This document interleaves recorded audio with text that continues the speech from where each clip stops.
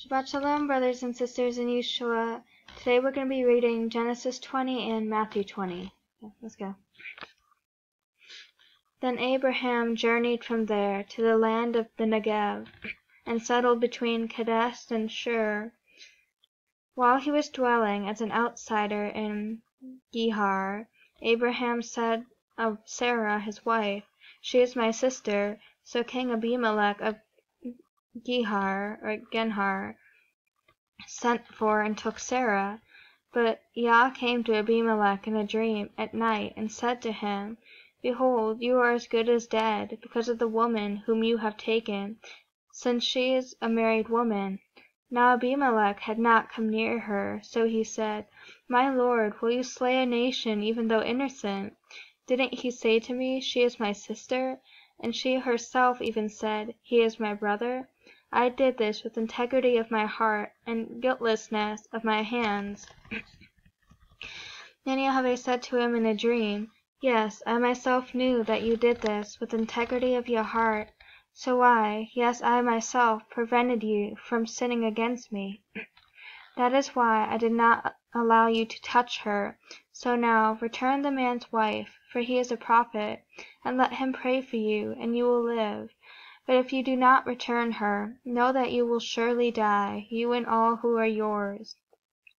Abimelech rose early in the morning, called all his servants, and spoke all these words in their ears, and the men were very frightened.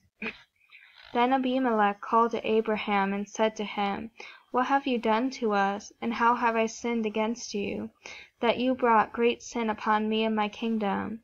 You've done to me things that should not be done."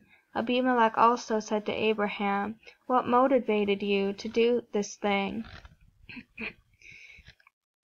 Abraham said, "Because I thought, there is certainly no fear of Yah in this place, so they'll kill me because of my wife.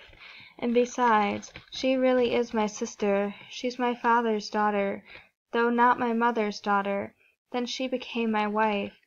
So when Yah made me wander away from my father's house, I said to her, 'This is your loyalty that you must show me. In every place we go, say of me, he is my brother.'" Then Abimelech took sheep, cattle, male slaves and female slaves, and gave them to Abraham, and returned his wife Sarah to him. Then Abimelech said, "Look, my land is before you. Dwell wherever it pleases you." At the same time he said to Sarah, "Look, I have given 1,000 shekels to your brother. Look, it is I don't know how to say that. Sorry. Oh well. For everything that happened, so too everyone with you. You are vindicated." Then Abraham prayed to YAHUVEH, and YAHUVEH healed Abraham, his wife, and his female slaves, so that they could bear children. For YAHUVEH had completely locked up every womb in Abimelech's household because of Sarah, Abraham's wife. Okay, Matthew 20. "For the kingdom of heaven is like a master of a household who went out early in the morning to hire workers for his vineyard. Now when he had agreed with the workers for a denarius per day, he sent them into his vineyard. And he went out about the 3rd hour, and saw others standing in the marketplace idle, and to them he said, 'You go into the vineyard too, and I'll give you whatever is right.' So they went. Again he went out about the 6th hour and 9th hour, and did the same. And about the 11th hour he went out and found others standing around. And he said to them, 'Why have you been standing here idle the whole day?' 'Because no one hired us,' they said to him. He said to them, 'You go into the vineyard too.' Now when evening came, the owner of the vineyard said to his foreman, 'Call the workers and pay them their wages, beginning from the last to the first.' And those who had come about the 11th hour, each received a denarius. And when the first came, they supposed that they would receive more, yet they too received a denarius. But when they received it, they began to grumble against the master of the house, saying, 'These guys did 1 hour, and you've made them equal to us. who bore the burden and scorching heat of the day. But answering, he said to one of them, "Friend, I'm doing you no wrong. Didn't you agree with me on a denarius? Take what is yours and go. But I want to give this last guy the same as you.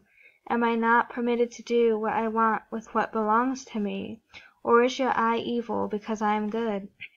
So the last will be first, and the first last."